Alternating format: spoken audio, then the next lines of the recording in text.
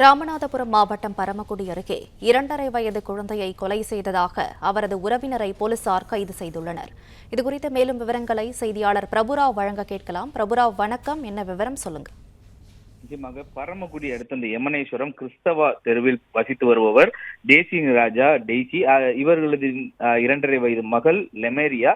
இந்த லெமேரியா இன்று மாலை சுமார் ஒரு 4:30 மணி அளவில் அவரது வீட்டின் பின்புறம் விளையாடி கொண்டிருக்கும் போது அவரது மாமா சஞ்சய் அவர்கள் இந்த குழந்தையை, அந்த பெண் குழந்தையை கழுத்தை அறுத்து கொலை செய்ததாக கூறப்படுகிறது. இந்த சஞ்சய் மனநலம் பாதிக்கப்பட்டிருந்ததாகவும் கடந்த சில நாட்களாகவே அந்த பகுதியில் சில அசம்பாவித சம்பவங்களை செய்து வந்ததாகவும், இந்நிலையில் இன்று மாலை விளையாடி கொண்டிருந்த குழந்தையின் கழுத்தை அறுத்து கொலை செய்ததாக சொல்லப்படுகிறது. இந்த குழந்தை இது குறித்து தகவல் அறிந்த யமனேஸ்வரம் போலீசார் அந்த லெமேரியாவின் உடலை கைப்பற்றி தற்போது உடற்கூறு ஆய்வுக்காக பரமக்குடி அரசு மருத்துவமனையில் வைத்துள்ளார். மேலும் அந்த குழந்தையின் தலையானது அருகே இருக்கக்கூடிய அந்த ஊரணியில் வீசி சென்றதாக கைது செய்யப்பட்ட சஞ்சய் தெரிவித்ததின் அடிப்படையில் தற்போது தீயணைப்பு துறையினர் உதவியுடன் போலீசார் அந்த ஊரணியில் குழந்தையின் தலையை தேடி வருகின்றனர்.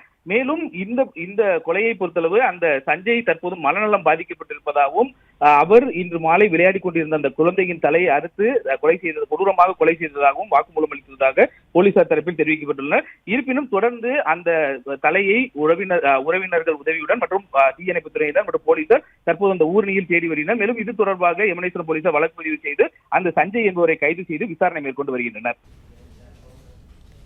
விவரங்களுக்கு நன்றி பிரபுராவ். பிளே ஸ்டோர் மற்றும் ஆப் ஸ்டோரில் இருந்து பாலிமர் செயலியை QR கோடு மூலம் பதிவிறக்கம் செய்யுங்கள். செய்திகளை உடனுக்குடன் பெறுங்கள்.